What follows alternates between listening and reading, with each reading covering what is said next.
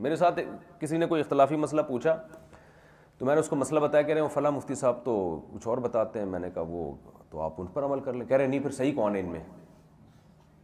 मैंने कहा मुझे तो मैं ही सही लग रहा हूँ, क्योंकि अगर मैं उनको सही समझ रहा होता तो मैं भी वही राय कर रहा होता। तो मुझे तो लग रहा है कि मैं ठीक हूँ, तो अभी तो मैंने ये राय पेश की है। कह रहे नहीं, जब आप सही हैं तो फिर ये क्यों कह रहे हैं कि उनकी राय पर अमल करें?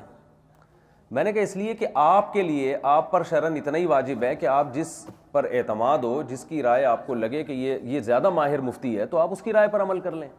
तो आपको जब ये लग रहा है कि वो ज़्यादा माहिर मुफ्ती हैं तो आप उनकी राय पर अमल कर लें। कहने जब वो गलत हैं और आप सही हैं तो फिर आप मुझे यूँ कह रहे हैं उनकी राय पर अमल करें।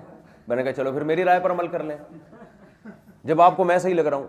कह रहे नहीं मुझे तो नहीं लग रहा है, मैं तो अब पूछ रहा हूँ। तो फजूल इसका क़यामत तक कोई जवाब। ओ भाई मैं मेरे लिए सही हूं ना, तेरे लिए तो दोनों सही है ना ठीक है ना? तू तो मुझे भी मुफ्ती समझ रहा है, उसको भी समझ रहा है। तो अगर फसाद डालना चाहो ना मुआशरे में, एक ही बात पे जंगे तलवारें चल सकती हैं। हल करना चाहो तो 2 मिनट में हल हो सकता है मसला।